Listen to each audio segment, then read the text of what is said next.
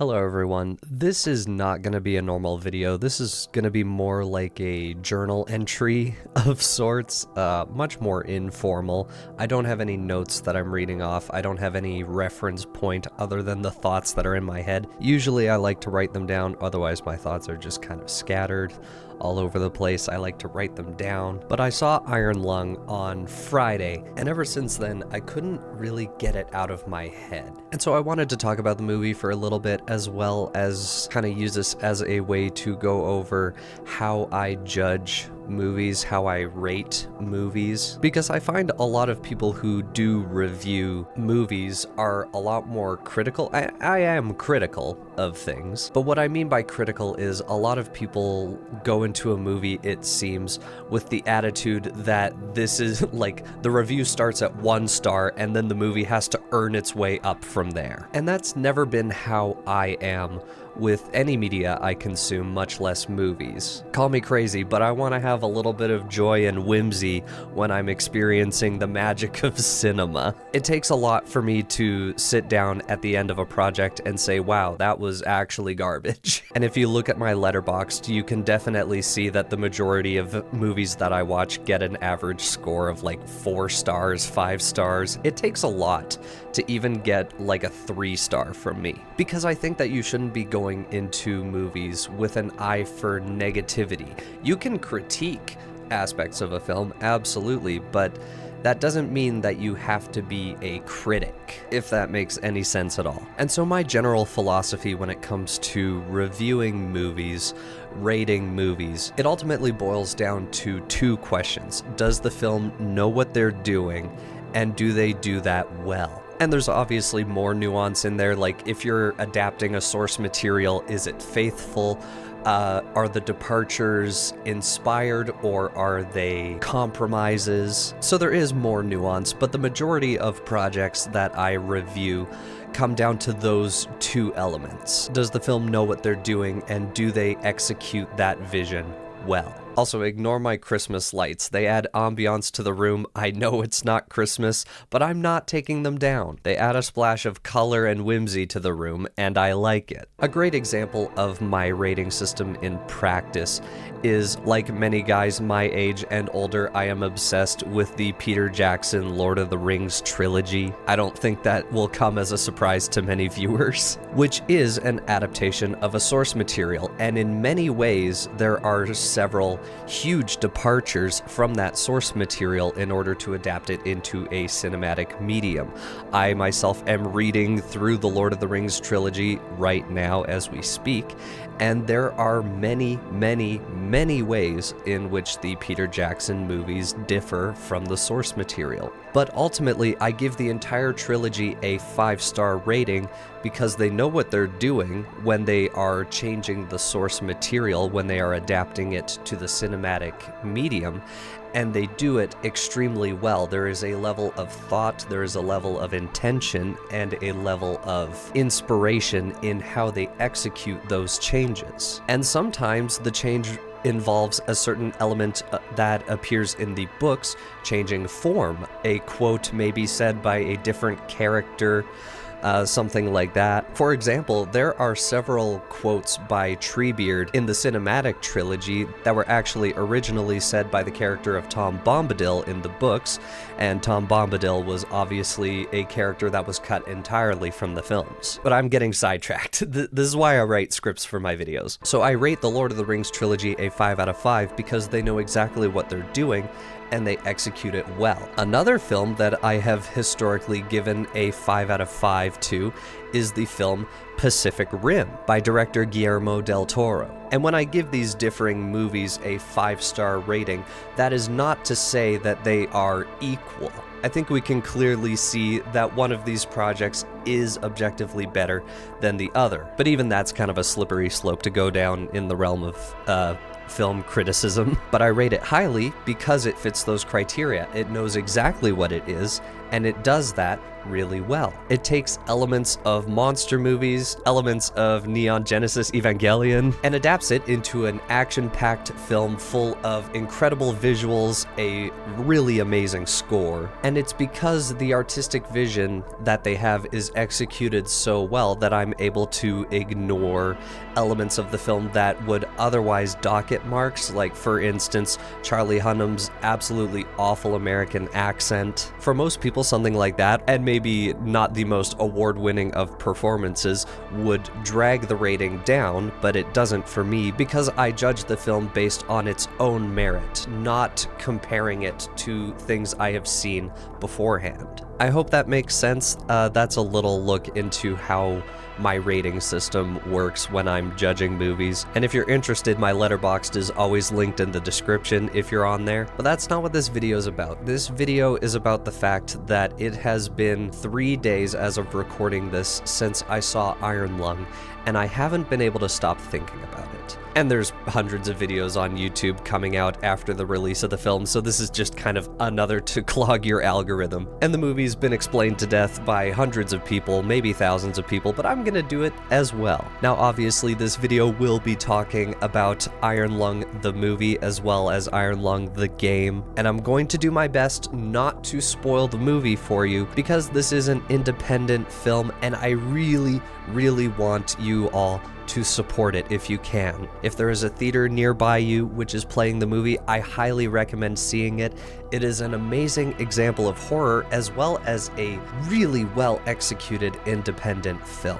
And because Mark has said numerous times that he really wants people not to spoil the movie and to keep the magic alive for people who haven't seen it, of course I want to respect that. And so if I do get into spoilery territory in this video, if I start rambling too long about things that could be spoilers for the movie, I will have massive warnings. There will be text on screen.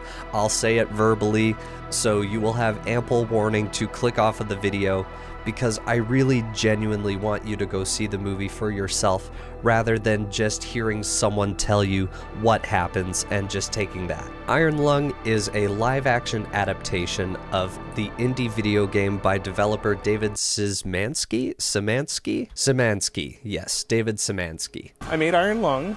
A few months later, Mark played it for his channel. So it's a live-action adaptation of a video game by David Szymanski, a indie game developer. And I think the best way to break down the video game as well as the movie is to break down the elements of horror in which the works are set. Because I don't think that genre is a solid thing. Obviously, this thing is horror through and through, but the whole concept of Iron Lung finds itself in a few different categories of horror. Most broadly, this could be seen as sci-fi horror. It takes place in a distant future in which humanity has colonized the stars. I don't know if we've gone beyond our galaxy, but we have certainly left our solar system behind, and humanity is spread out across the stars, across various planets. And this is not a clean sci-fi horror. You do not see like pristine hallways, futuristic technology.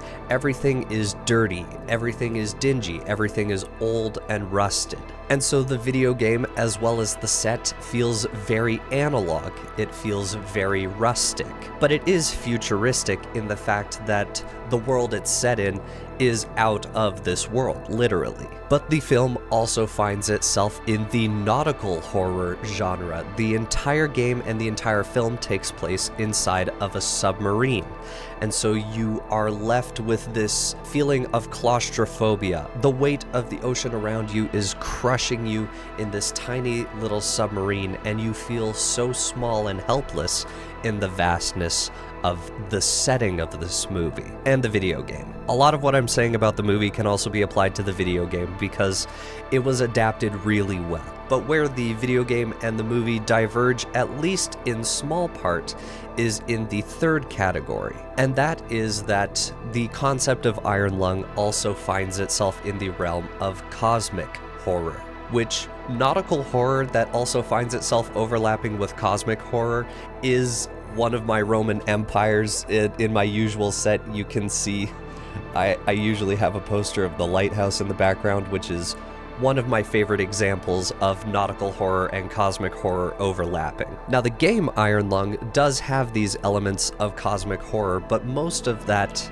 element is within the setting itself. The game takes place in the distant future, but it also takes place after this terrifying and inexplicable apocalypse, an event known as the Quiet Rapture, in which the stars in the night sky, as well as all of the planets in the explored universe, have disappeared, and with it, all of the people inhabiting those planets. I don't know exact human population estimates for a civilization that has conquered the stars, but we are talking about likely trillions, if not quadrillions, of people just extinguished in the blink of an eye. And so when you see the stars in the night sky, all you are seeing is the echoes, the remnant of light still traveling from those stars that no longer exist. This event alone is cosmic in scale and apocalyptic in nature, but there's more to the cosmic horror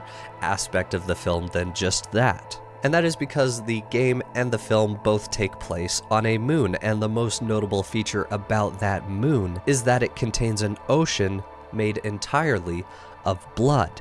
And this is not elaborated on in the movie, but in the game, in the lore update, it is verified that the blood is human in nature. In any other kind of project, this would probably be the horrifying element at the forefront of the story. There is an entire ocean out there in space that is composed entirely of human blood. But in the setting of Iron Lung, that takes the backseat. That is the backdrop on which the movie and the game are set. You are just meant to accept the fact that there is an ocean of blood. Why is that there? Who knows? Don't think about it. Because this in itself is so cosmically terrifying. Where did that blood come from? My immediate thought or theory that I never talked about publicly was that maybe it was possible that whatever cosmic event caused the Quiet Rapture, it somehow gathered the blood of all of the people who disappeared, or all of the blood of these people simply appeared on this planet. Maybe the people who disappeared were joined to something and their blood was left behind on this moon. And there's no solid tangible theories about where this blood ocean came from. And that's the thing that I love about cosmic horror, is that it doesn't have to make sense. Because if we were to try and make sense of it, we would simply just go mad. And like I said, this cosmic element isn't even at the forefront of the story, because the true horror of the story is that in this ocean comprised entirely of blood,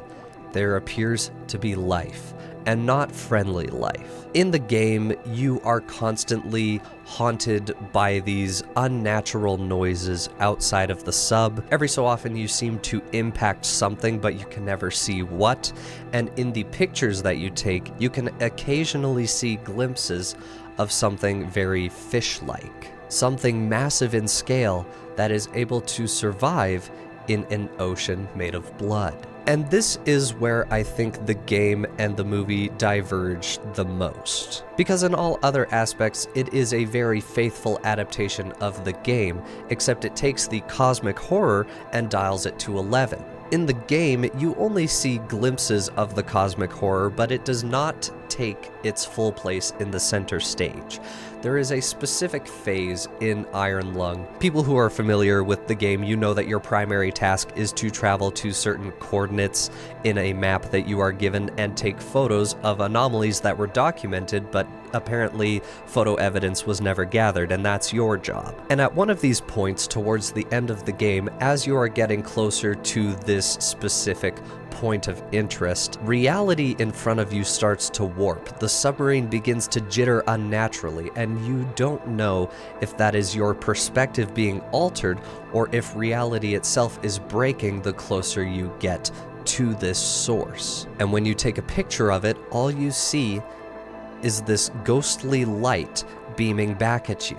And as you get closer and closer, it gets brighter and brighter, and reality seems to break even more. But in the game, it's left at that. You take a picture of the anomaly and you move on. But in the film, the main driving force, the antagonist, if you will, of the film, is this cosmic will that is being exerted against you. This light, which is used in the game as just a backdrop and a level of intrigue in the game, takes center stage in the greater story of Iron Lung the movie. The main story of Iron Lung is that you play in the game, obviously in the movie Markiplier plays this character, but you in the story are a convict. It is not clear what crime you committed. It is clear in Mark's film, but I will not elaborate on that here because of spoilers. But an organization in the universe of the Iron Lung known as the Consolidation of Iron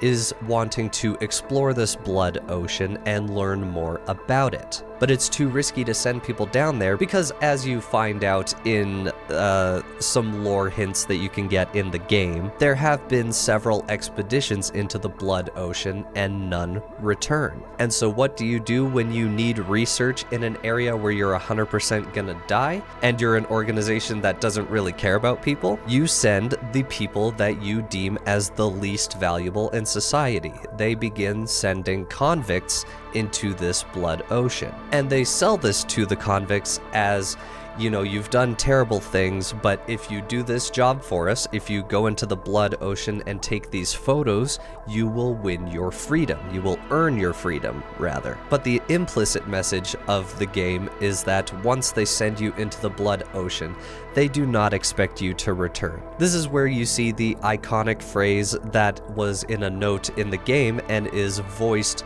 by Mick in the Iron Lung movie. Mick is a longtime collaborator with Mark, who has been part of a lot of his narrative projects. This is not an expedition.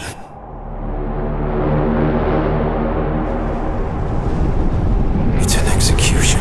They don't expect you to return. They want you to send the research back up to them so that they can learn stuff, and then you'll just die down there. And this is an intriguing aspect of the film, is Mark's character Simon coming to realize this fact. And I don't think this is spoiler territory because we're still firmly in the area of stuff that is also a part of the game. The movie takes the horror of this situation and dials it to 11 and throws in a teaspoon of cosmic horror on that as well. And what you get, very similarly to The Lighthouse, is someone who is slowly descending into madness, questioning their reality, questioning the motivations of the people around them, and interacting with forces that are so beyond the imagination of just one man. And I'm not going to talk about specific events in the movie because obviously that would be huge spoiler territory. And I think I am going to avoid saying any spoilers or having any sort of spoiler section of this video because, like I've said numerous times, this is an independent film that deserves to be supported because it sets a great precedent for the entertainment industry going forward. And so I really do want you, if you are able, to go see the movie for yourself. Find a theater that is playing it and go see it yourself. And if you've already seen it, then you will probably know exactly what I'm talking about, even if I step around certain events or only imply certain things. But I genuinely believe that Markiplier's Iron Lung has tapped into a specific facet of cosmic horror that I love so much. And it doesn't do it in a very in-your-face way. What the movie does, as well as what the game does, is it slowly crushes you from all sides with the atmosphere, offering you glimpses of the horrors outside the submarine, but never fully pulling the trigger, instead letting you feel the claustrophobia and slowly go insane along with the character. And the claustrophobia is reinforced in other ways. The incredible sound design that went into the film, the oppressive and just incredibly well done score by Andrew Hulshult? Andrew Hulshult? There's an L at a very inopportune moment in that name. But it is truly a phenomenal score, and it adds that gravity as well as that dread that you are meant to feel at the bottom of an ocean of blood, not realizing that everyone around you wants you to die. including the ocean. The claustrophobia of the setting is even present in the camera work, which is also insanely well done. One of my big worries about the film, and it wasn't really a worry, it was just more of a concern, when I first saw the official trailer for Iron Lung on Markiplier's channel, it had so many gorgeous, really tight shots. And my fear was that they were putting their best foot forward, not obviously giving away the whole movie. They did a really good job at hiding the actual story within the trailer. But I was worried that they were putting all of the best shots that they had shot in the trailer in order to bring people in, and then you would find out that most of the movie was not that at all. But I was proven wrong very fast. Because when I tell you, if you look at these gorgeous shots from the trailer that I am probably showing on screen, when I tell you that nearly every single shot in all of Iron Lung is shot with this same level of care and artistic design, it is truly a spectacular visual feast. All of these insanely tight shots or shots of insanely shallow focus also contribute to the claustrophobia of the setting. Obviously, the location of the submarine is very physically small, but because of the way it is shot, largely with these close-ups with extreme depth of field, there's hardly ever a moment in the movie where you view the entire sub all at once, and these extremely tight shots also make the space feel smaller around you. And this was clearly a very intentional choice. Everything about this film informs the claustrophobia and the terror of being trapped not just under an ocean, but an ocean of blood. The main appeal of the game, as well as what the movie does so well, is its atmosphere. It never lets up, it never relents, and it never plays its full hand, at least until the end. And I love this tactic. I love that Mark and the team were willing to hold all of their cards until the very end, because when the end does come, it makes all of the waiting, all of the slow burn of it worth it. Because after the movie's over and the credits roll, you realize that everything that you saw that led you until this moment was the slow building to a crescendo. To use a silly, goofy metaphor, it would be like in Looney Tunes cartoons where they have like a barrel of TNT and then a comically long string leading like miles away. And so they light the match and the fuse takes forever to burn out, but when it finally reaches that barrel, the entire journey was worth it for the explosion you get at the end. That was one of the big complaints I saw from people going to see the movie, was that it was quite a slow burn, and I acknowledge that it is, but I don't think that that is a weakness. I think that that is the movie's strength. And I know I may not be the norm for this line of thinking, but there was never a moment in the slow build up to this film that I was not completely enraptured by the setting and by the atmosphere. I saw a lot of people reviewing the movie saying that 2 hours was entirely too long and they should have made it like a tight 90 minutes. But personally, and I think Mark would agree, there is not a single scene that is in the final cut of the movie that I would have removed. Everything was important for the end, you just don't know it. And personally, I'm okay with things like that. I'm okay with the story taking its sweet time if the ending is truly worth it. That's how I was with Oppenheimer and its 3-hour runtime. That's how I was with The Irishman and its 3.5-hour runtime. Yes, these are long movies, but there isn't a single scene that I would have cut because all of it was necessary for the end. There's only one example I can think of in my mind of all the movies I've watched where I finished it thinking, yeah, this could have been shorter.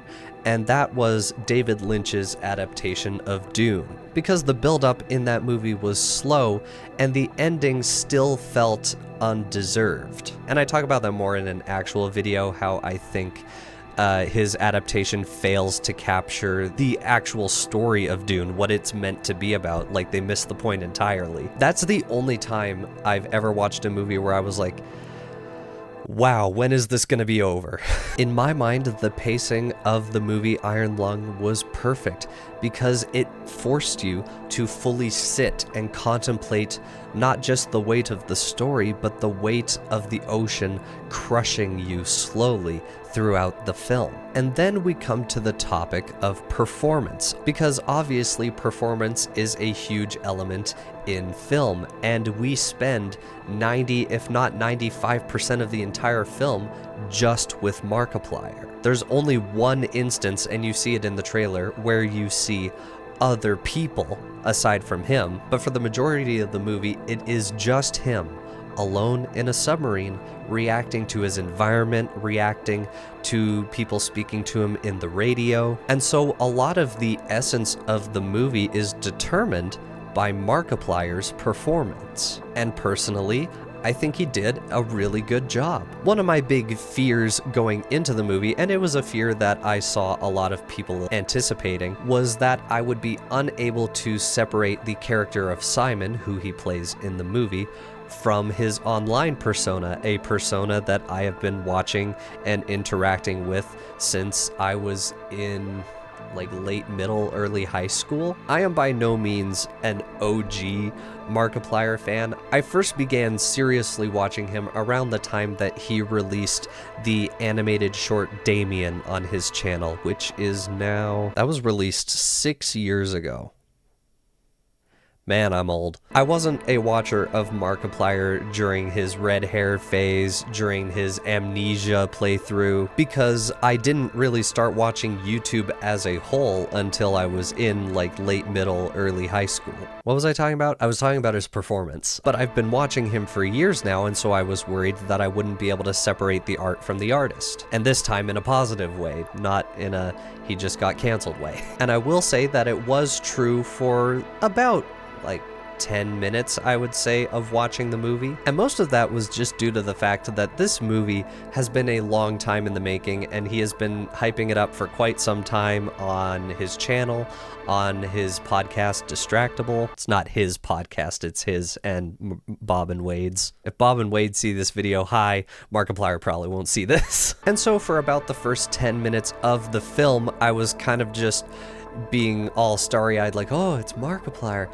because it had finally happened. The movie had finally come out, and I was seeing Markiplier on the big screen in a massive theater setting. But after 10 minutes, that wore off, and I was able to enjoy the movie for the experience of Simon. And I really do think that Mark did a great job of separating that character from himself. There are one or two instances where the way in which he speaks kind of feels like a YouTuber-ism, but overall he gives a magnetic and compelling performance. And I think that really ties the whole thing together. Because you can have this amazing story with an oppressive atmosphere and a slow descent into madness, but the slow descent into madness only really works if the actor can convey that they are slowly losing their mind. And I think at a point he really hits his stride with the character, and after that I was fully convinced of the character. If you go onto my Letterboxd right now, I gave the movie a 4.5 out of 5 stars. And the only reason it wasn't a full 5 stars in my book is for one, really it's just a small nitpicky detail in the performance. But overall, I wanted to lead off this review by saying that I think he did a great job. I think it was believable. The only nitpicky detail I had in regard to the performance is there were a couple moments where I think the level of energy in the performance did not match the gravity of the scene, and it kind of went both ways. There was a couple moments where I think he was acting at a 10 when the scene required a 7. And conversely, there were moments that I thought that should be at a 10 where he was at a 7 or 8. And this is only a couple times in the whole movie. I can only think of 2 instances off the top of my head where those happen, and they're kind of spoilers, so I'm not gonna talk about the actual events in this video. But I want to be clear, overall I think he did an amazing job. This is only 1 or 2 instances where I think the performance might have desynced from the scene itself. But overall, I think this is a very compelling character, a very powerful example of cosmic horror, and a massive achievement as an independent film. And it's because of that that I get so annoyed that a lot of mainstream reviews I've seen of the movie are so dismissive.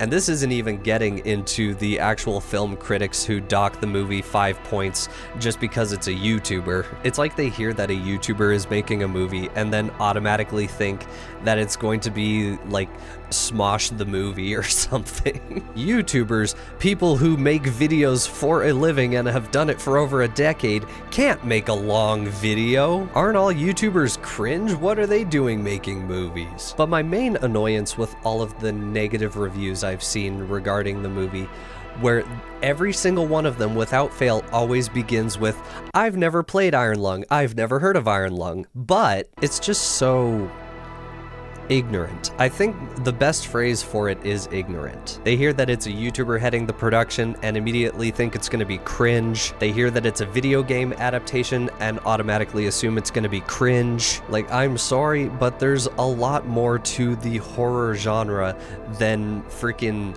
Megan or Smile. When I was in the theater seeing Iron Lung, obviously it's an R-rated movie, and so they are showing trailers for a bunch of horror movies coming in the future, most of them Blumhouse productions, and they all just look, at least in my eyes as someone who enjoys horror, just completely insufferable. It's either a remake of a franchise that should have died years ago, or it's just cringy dialogue and swears that get cut off in the trailer because, oh, you can't swear in a trailer, but we're gonna be edgy and imply that they swore. Most examples of mainstream horror that I can think of feel just completely bland and tasteless these days. Every so often an absolute gem manages to break through the noise vis-a-vis the Lighthouse and its precursor, The Witch. And there are still very talented filmmakers in the horror space like Ari Aster, Robert Eggers. And even those people sometimes get negative reviews from these absolute like brain dead people who are like, oh, another example of nothing happened, the movie. When no, you just lack patience and critical thinking. Like, in their mind, a thing can only be scary because a scary thing is shown on camera and there's a huge horror stinger to accompany it. There's way more to that than horror, and that is where I think Iron Lung excels.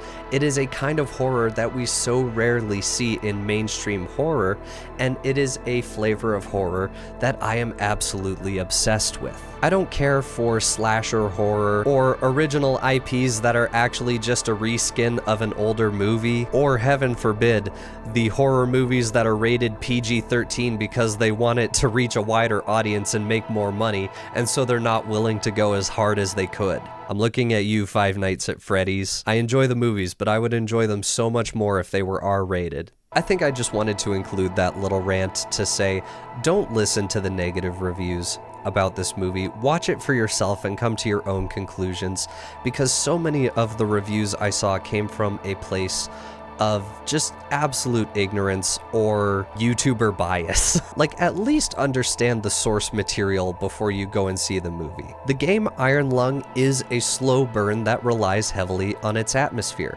and the movie is the exact same way. That's why it is a fantastic adaptation. And I think the main reason, or the thesis of this video, I should say, of why I can't stop thinking about the movie, why it appealed so much to me, beyond being a fantastic adaptation of a video game with great performances, visuals, soundtrack, all of that. I think the main thing that appealed to me about this movie is that it is uncompromised. This is an indie project that was entirely self-funded by Markiplier, who wrote, directed, and starred in the movie and had a heavy involvement in the editing process as well. And this is not to say that he didn't have input from his team, from the production people, from the people around him, including his wife Amy, who is creative producer on the project. I don't want people to hear what I'm saying and just think, oh, this is the Markiplier show. He was probably like, I don't know, throwing things at interns and screaming like, this is my production captain. I'm the captain here. What I mean by uncompromised vision is that this is the movie exactly how he wants it presented. There is no cuts made by studios who think that this scene should be removed. There was no overseer of the project who would censor the artistic vision, I think is the best way to say it. I even mentioned this in my video criticizing Lynch's adaptation of Dune because there was a lot of conflict between director David Lynch and one of the producers on the film who had a lot of sway over what the final version of the film looked like. And so there is a sacrifice in artistic vision in order to appease audiences, appease theaters, appease executives, but there was none of that with this film, and I think that's what makes it really special. And I think the results speak for themselves. As of recording this over the past weekend, the movie was the #1 movie, at least briefly, in America. It was, at least for a full day, if not the entire weekend. I see that one in your eyes. We are talking about an independent film by a YouTuber that was in direct competition with Disney. Iron Lung this weekend at the box office was in direct competition with Disney's film Send Help, meaning Markiplier, the director, was #1 in America and #2 was Sam Raimi. That is a sentence that I never thought I would say. Obviously, I knew Markiplier had a huge fan base that would turn up to see the movie, but I truly didn't know how far it would go, and neither did Markiplier. Pretty much every major movie chain that you know of in the United States has picked it up. I'm very grateful that it's now on, like,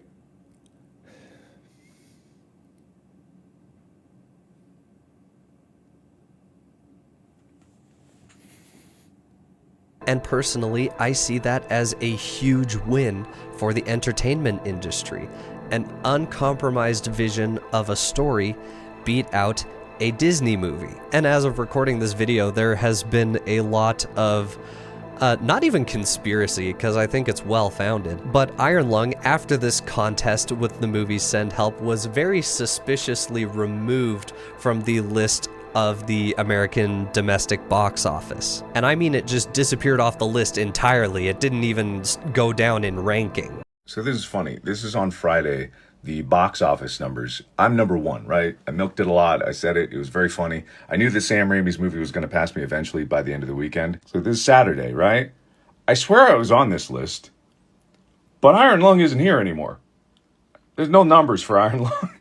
It took me off the chart. I wonder who greenlit that decision, because I find it hard to believe that after a very successful weekend at the box office, the numbers just all of a sudden shot to 0. I just see it as a very positive thing in an entertainment age dominated by these huge entertainment studios with their own streaming services, just pumping out remakes, pumping out uninspired or at the very least compromised visions of stories. In an age where theaters are dying because everything just goes direct to streaming and nobody wants to go to the theater when they could just sit at home, it's incredible to see a movie that was originally going to be shown in like 50 to 250 theaters end up being shown in thousands of theaters across the world. And by the world, I mean North America, Europe, Australia.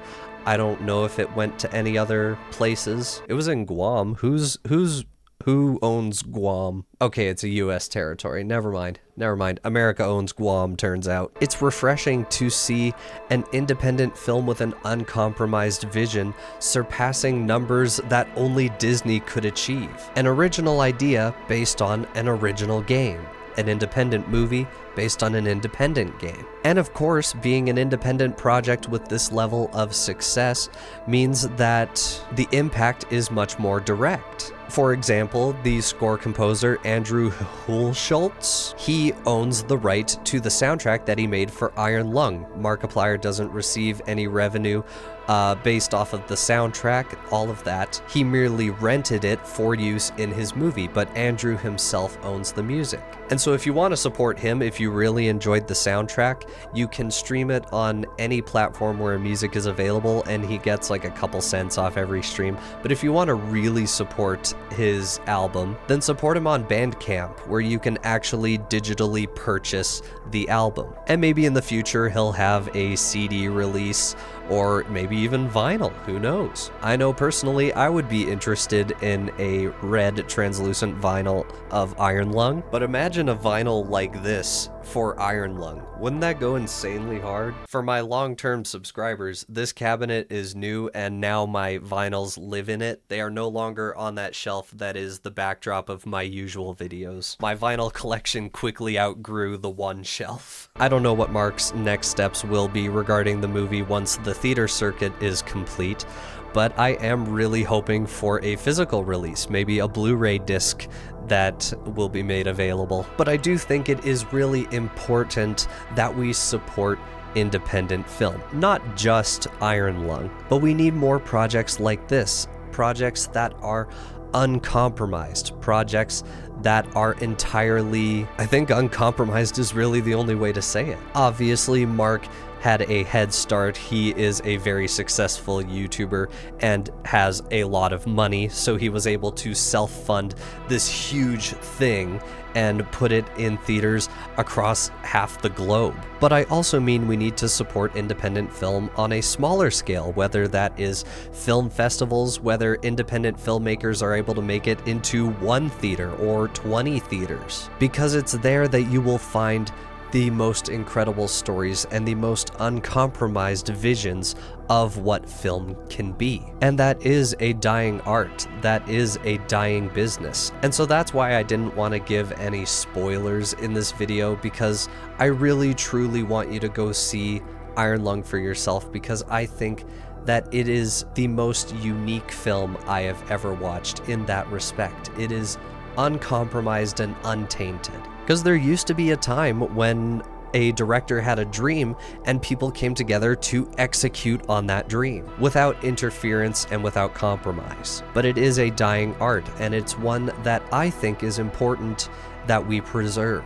So go watch the movie for yourself. I don't even know if I said anything in this video. Iron Lung good. That's what this video is about. Iron Lung good. I've had a long time to think about it. I've had the whole weekend to think about it, and I can't stop thinking about it. And I love seeing people's videos talking about it. I loved reading reviews on Letterboxd about it. Let me see if I can find a good one. I also left a review for Iron Lung on Letterboxd, so if you're on it, check it out.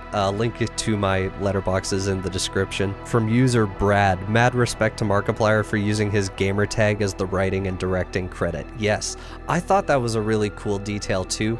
I wasn't sure whether he would use his full name, Mark Fischbach, or whether he would use the name by which most people know him. And I think it's really cool that he decided that this was a film by Markiplier. And I think that was very intentional, because for a lot of people, especially film critics, the term YouTuber movie leaves a foul taste in their mouth, and I think he did that absolutely as a shot at them. I'm gonna have a successful movie in theaters that is headed by a YouTuber. From Ludwig on Letterboxd, yo, the new Markiplier vid just dropped.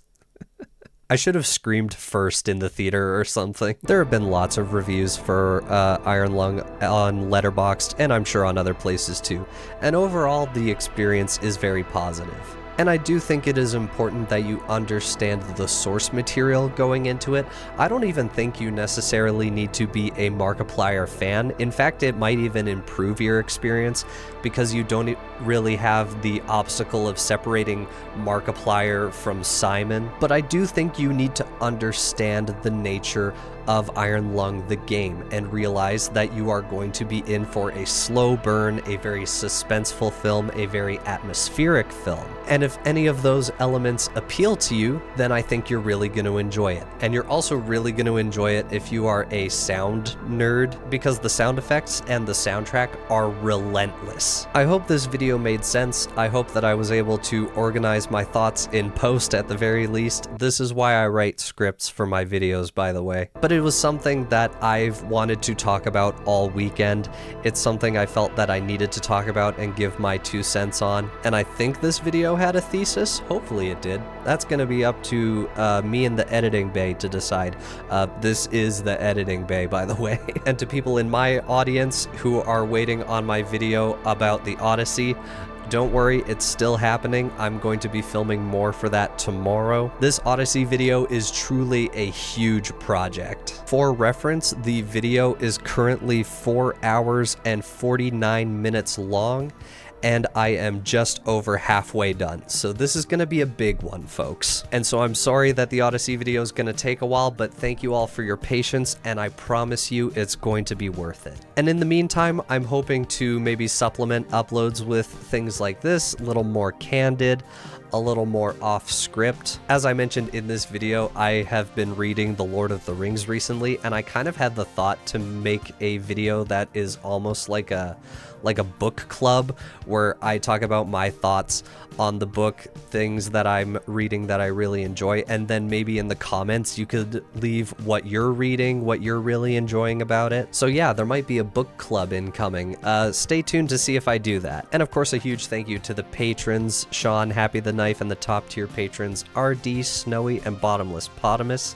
Thank you for supporting me. Thank you for supporting the content and my dream of doing this full-time one day. It's because of you guys that I am able to be missing for weeks working on an insanely long video. But I hope that you enjoy the content I make in the interim as I work on that massive project. This is hopefully going to just be a day-long edit where I can get it uploaded for you all to enjoy. And hopefully very soon I will have fully filmed, if not edited, the Odyssey video. It will be the biggest video of my YouTube channel thus far, and I think it is also going to be one of my best videos overall. I've put so much time into it in the editing, I put so much research into the writing of it, and so stick around for that because I think it is going to be a big one. But I'm gonna get working on this video so you can all see it. I hope that you enjoyed. I hope that I maybe convinced you to watch Iron Lung for yourself, or if you've already watched it, let me know your thoughts on it in the comments. And of course, the Letterboxd is linked in the description, like I said, and I will see you next time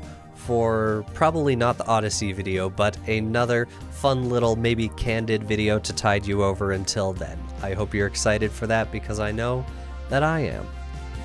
And cut. And if anyone on Markiplier's team sees this video, hi. I saw a lot of people in the Distractable subreddit who went to see the movie getting photos with Bob and Mandy, which is really cool. I'm happy for you guys. And also more than a little jealous, definitely. I'm in Canada. I have about 0 chance of meeting anyone on the team. But shout out to the guy at the theater I went to who recognized the Unus Annus hoodie I wore to the screening. Okay, now I'm leaving. Bye.